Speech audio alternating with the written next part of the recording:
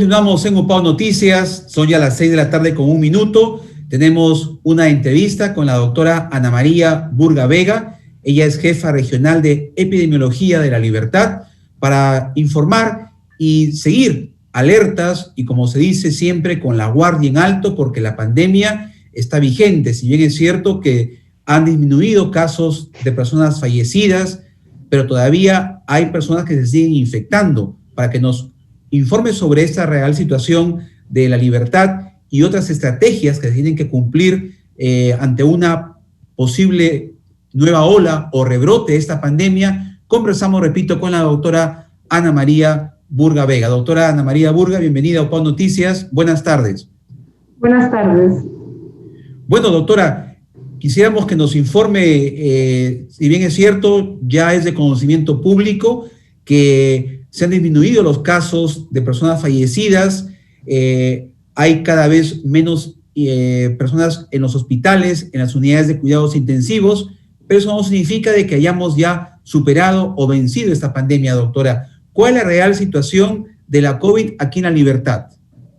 Bueno, con respecto a los casos y con respecto a los fallecidos, que es de alto conocimiento, ¿no?, de que prácticamente hemos disminuido en un 80% en relación a las cifras diarias que reportábamos en los meses de junio y julio, que fueron los meses más álgidos de esta pandemia, ¿no?, donde prácticamente muchos ciudadanos enfermaron y también muchos ciudadanos fallecieron por esta causa. Estamos en una situación que nos permite reorganizarnos y reforzar las actividades que nos permitan de alguna manera seguir controlando o tener bajo control esta pandemia, aunque todavía esa situación no ocurre por el momento, y como tú lo has mencionado, podemos estar frente a un rebrote si descontinuamos las medidas, tanto de prevención por parte de la población como de intervención por parte de nuestros servicios de salud. ¿Qué es lo que hemos hecho? Reforzar el primer nivel. Ahorita estamos haciendo campañas masivas en todos los distritos y juntas vecinales de toda La Libertad, porque se está haciendo en todos los departamentos. ¿Para qué? Para captar tempranamente los casos, para que estos casos puedan ser identificados, puedan ser aislados, podamos identificar sus contactos, que estos pueden ser justamente personas de riesgo, que son las que van a enfermar y tienen más alta probabilidad de morir, para monitorearlos. Recordemos que ahora estamos haciendo el seguimiento de los casos, incluso con pulso-oxímetros, para ver cómo es que los pulmones de estas personas se pueden ir afectando o no, y eso nos permite tener un conocimiento mucho más rápido de la magnitud del daño que el coronavirus puede estar haciendo en una persona, ¿no?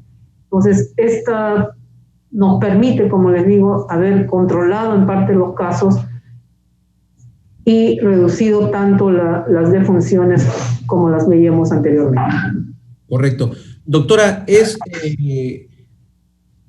importante mencionar que esta pandemia, este estado de emergencia mundial, ha desnudado muchas deficiencias en los sistemas de salud, no solamente en el Perú, sino en otros países, incluso que tenían un sistema de salud mucho más reforzado y desarrollado que el nuestro, casos como Italia, España, por citar algunos. ¿Qué tendríamos nosotros en el corto y largo plazo como gobierno desarrollar para estar mucho más preparados y consolidar un sistema de salud mucho más efectivo en nuestro país? Bueno, nosotros tenemos realmente un sistema sanitario deficiente, y esto no es de los recientes años, sino es de muchísimos años, décadas, incluso diría que hasta siglos, donde, como sabemos, en el país no se le da la debida importancia que tienen que tener en primer lugar tanto la educación como la salud. Entonces, esta pandemia nos ha cogido desprevenidos, entre comillas, como sistema sanitario desde el punto de vista de su infraestructura, ¿ok? Entonces, y como sabemos nosotros, ningún país del mundo estuvo preparado para una pandemia de esta naturaleza, ¿no?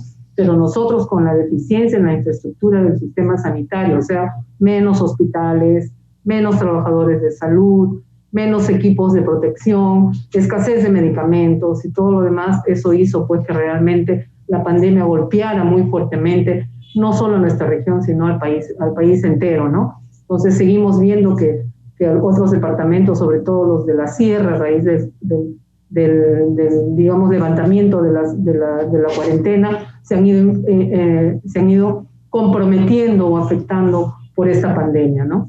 Sin embargo, creemos que tenemos un equipo de salud muy comprometido para trabajar en estas condiciones incluso y salvar muchas vidas como lo han venido haciendo, ¿no? Tenemos en la región La Libertad más del 80% de los pacientes ya recuperados, algunos en fase de rehabilitación, porque recordemos que el COVID deja secuelas en las personas, algunas temporales y otras permanentes, ¿no? Entonces, están muchos de estos pacientes en fase de recuperación, pero lo que necesitamos es en estos momentos fortalecernos. Se ha fortalecido nuestro sistema de salud, ¿no? Incluso para atender COVID. Cuando nosotros nos preparábamos para recibir esta pandemia, teníamos inicialmente 40 camas disponibles para atender COVID en el hospital regional.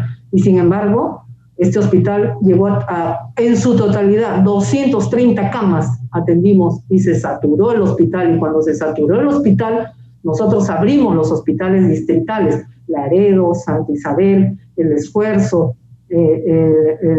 Jerusalén, Vista Alegre, todos los hospitales distritales de todo este contorno de la provincia de Trujillo atendieron también COVID, ¿no? Y de alguna manera nosotros pudimos contener un poco más que en otras ciudades del país esta situación, ¿no? Sin embargo, nos hemos visto fortalecidos porque ahora nuestro personal de salud es un personal que está preparado para atender pacientes COVID tanto en el área hospitalaria como en el área de UCI. Ahora tenemos expertos en COVID a nivel nacional y también en nuestra región. Tenemos un personal bastante comprometido, tenemos medicamentos, pero siempre van a ser insuficientes en la medida en que se presenten casos.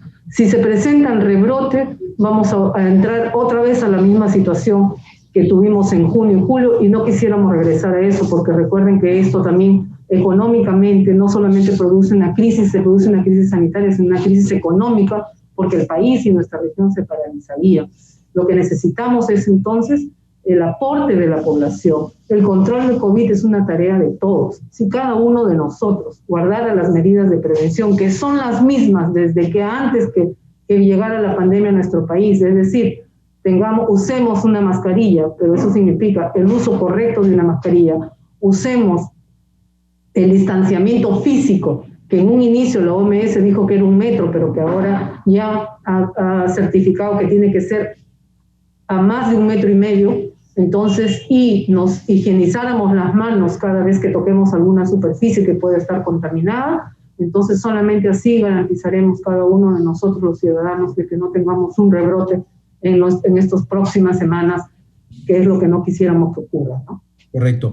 Doctora, el presidente regional ha anunciado que se van a atender casos COVID en las postas médicas. ¿Estos protocolos ya están establecidos? ¿Cuál es la real situación al respecto, doctora Ana María Burga Vega? Correcto, porque sabemos muy bien que los casos de COVID van a aparecer en cualquier lugar, en cualquier vivienda, y por lo tanto todos los establecimientos de salud tienen que tener todas las condiciones para dar una atención inmediata de los pacientes que tengan COVID, ¿no? Entonces, todo el personal está haciendo, todos los establecimientos de primer nivel, que así los llamamos, están siendo fortalecidos, tanto con las capacitaciones del personal, con la implementación de sus equipos de protección personal, los medicamentos que puedan ser necesarios para el manejo de este COVID en primera etapa. Y si esto es así, nosotros vamos de alguna manera a ir conteniendo, ¿no?, esta condición hasta que estos pacientes no lleguen, para que estos pacientes no lleguen a un hospital en condiciones que de repente muy poco podamos hacer para recuperarlos, ¿no? Y es importante también reconocer que muchos pacientes están siendo manejados en el domicilio. Esto es sumamente riesgoso, porque lo que estamos viendo es que cuando llegan a los hospitales después de estar más de 1 semana manejados en el domicilio, a veces automedicados, administrándose un montón de medicamentos que lo único que hacen es deteriorar su salud. Un paciente con COVID si está en condiciones digamos moderadas o leves, puede estar en el domicilio, pero si llega a la semana y ese paciente no se ha recuperado, debiera ir inmediatamente a un hospital para que pueda ser manejado adecuadamente, porque podría estar en la fase, ¿no?, en la segunda etapa de la enfermedad, que es la fase pulmonar, donde se presentan todas las complicaciones que nosotros hemos visto en COVID. Correcto, doctora. Finalmente, ¿qué información se maneja ya respecto a la vacuna? Sabemos, hay también mucha especulación de esta vacuna que puede darse a finales de año, en el primer trimestre del 2021. ¿Qué información tiene usted respecto a la vacuna, doctora Ana María Burga? Se están elaborando, trabajando en el mundo muchísimas vacunas en diferentes países del mundo. En fase 3, o sea, en la fase de probar en el humano, ¿no?, si esta vacuna es segura y es eficaz, están en la fase 3 9 vacunas, ¿no?, de las cuales 4 son chinas, 2 son rusas, una que es la de Oxford, en Inglaterra, después hay una americana, ¿no?, y que estas vacunas están probándose en el mundo con ensayos clínicos con seres humanos. 4 de ellas ya están en la fase de que han demostrado ser efectivas, es decir, que están produciendo respuesta inmunológica en la persona y que están siendo seguras también, es decir, que no están produciendo ningún daño a las personas, ¿no? Entonces, 4 de estas las tenemos. Y probablemente, cuando se culmine el ensayo clínico, que probablemente debe ser a finales de este año, entran inmediatamente a producción. Por lo tanto, la primera dotación de vacunas que podría llegar a nuestro país sería en marzo del próximo año. Entonces, creemos que prácticamente en el segundo trimestre, o sea, entre abril o mayo a junio, estaríamos ya administrando la vacuna, en primer lugar, al personal que está en primera línea, trabajadores de salud, personal de las Fuerzas Armadas y policiales. En segundo lugar, también el personal de riesgo, las personas de riesgo, como son las personas que tienen comorbilidades. También están en primer lugar el personal que maneja los residuos sólidos, ¿no?, de las calles para evitar sus contagios.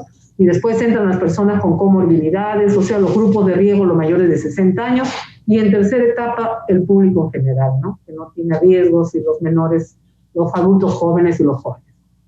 Muy bien, doctora, le agradecemos por su participación con esta información bastante amplia que nos ha brindado para UPAO Noticias. Estaremos al pendiente y hasta una próxima oportunidad, doctora Ana María Burga Vega. Muy amable. Gracias. Gracias también. Bien. Estamos terminando de esta manera nuestra edición de hoy, miércoles 23 de septiembre. Como dijimos, Día de la Juventud. Los jóvenes son el presente y el futuro del país, y a cuidarnos mucho, a seguir, como decía la doctora Ana María Burga, manteniendo vigente los protocolos, distanciamiento social, el uso de la mascarilla y también el lavado de manos con frecuencia. Señores, también no olviden que están prohibidas las reuniones sociales, las fiestas, para evitar los contagios. Gracias por la sintonía. Hasta mañana. Buenas tardes.